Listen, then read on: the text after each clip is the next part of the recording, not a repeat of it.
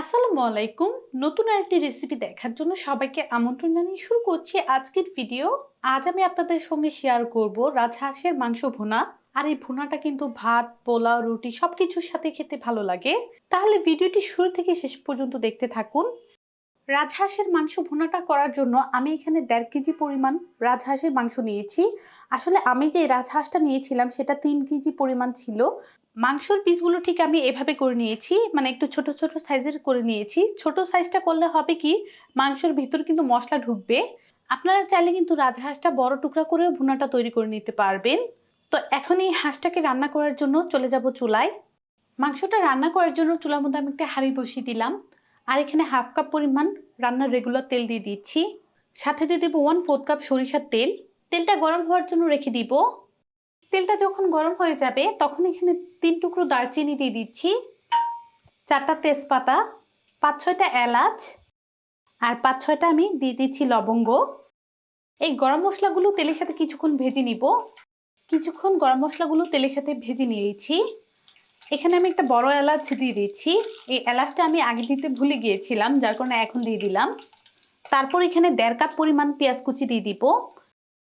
হাঁসের মাংস ভুনাটা রান্না করতে গেলে কিন্তু পেঁয়াজের পরিমাণটা একটু বেশি দিতে হবে। তো এই পেঁয়াজটা কিছুক্ষণ ভেজে নিব। পেঁয়াজগুলো কিছুক্ষণ আমি ভেজে নিয়েছি আর পেঁয়াজগুলো কিন্তু হালকা সফট হয়ে গিয়েছে।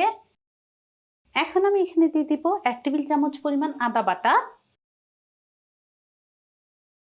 1 টেবিল চামচ পরিমাণ দিয়ে দিচ্ছি রসুন বাটা, 2 টেবিল চামচ পরিমাণ দিয়ে দিচ্ছি পেঁয়াজ বাটা।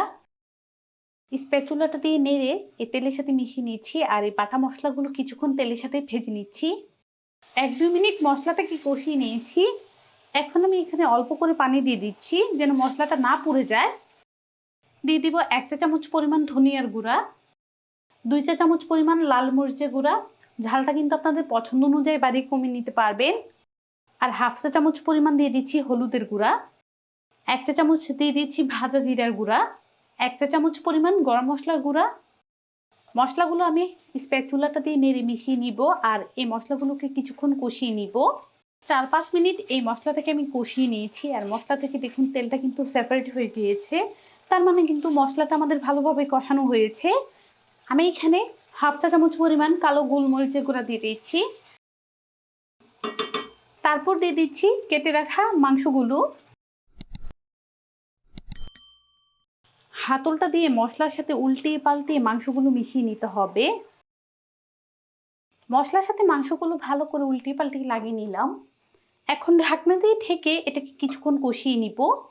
ঢাকনা দিয়ে ঢেকে 6 থেকে 7 মিনিট আমি মাংসটাকে কষিয়ে নিয়েছি। মাঝে মাঝে ঢাকনা খুলে কিন্তু আমি নেড়েচেড়ে দিয়েছিলাম। আর মাংস থেকে দেখুন কতটা পানি ছেড়েছে। হাতলটা দিয়ে ঠিক উল্টিয়ে পাল্টিয়ে দিতে হবে। কিছুক্ষণ পরপর কিন্তু ঢাকনা খুলে এগুলোকে নেড়ে দিতে হবে। মাংস থেকে যে পানিটা উঠেছে সেটা দিয়ে আমি আরও কিছুক্ষণ এটাকে কষিয়ে নিব। ঢাকনা দিয়ে ঢেকে আরও কিছুক্ষণ আমি কষিয়ে নিয়েছি। ঢাকনাটা খুলে দেখাই। হাঁসের মাংস যত কষাবেন ততই কিন্তু হাঁসের মাংসের টেস্টটা বেড়ে যাবে। আর হাতলটা দিয়ে এভাবে উল্টিয়ে পাল্টিয়ে দিচ্ছি। হাতলটা দিয়ে আমি উল্টিয়ে পাল্টিয়ে দিলাম।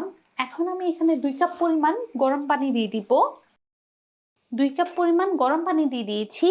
এখানে গরম পানিটা দিলে হবে কি, মাংসটা কিন্তু তাড়াতাড়ি সিদ্ধ হবে। আবার হাতলটা দিয়ে সবকিছু মিশিয়ে দিচ্ছি। এখানে আমি 1 চা চামচ পরিমাণ লবণ দিয়ে দিব। লবণটা দেওয়ার পর হাতলটা দিয়ে মিশিয়ে দিব। উল্টিয়ে পাল্টিয়ে মিশিয়ে নিলাম। ঢাকনা দিয়ে ঢেকে মাংসটা সেদ্ধ হওয়ার জন্য রেখে দিচ্ছি। ঢাকনা দিয়ে ঢেকে 10 থেকে 15 মিনিট রান্না করে নিয়েছি। ঢাকনাটা উঠিয়ে দেখাই।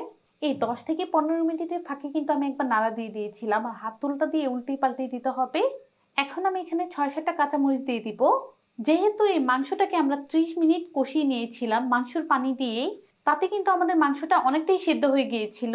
তারপর এখানে আমি 2 কাপ গরম পানি দিয়েছি, তাতে কিন্তু আমাদের মাংসটা সেদ্ধ হয়ে গিয়েছে।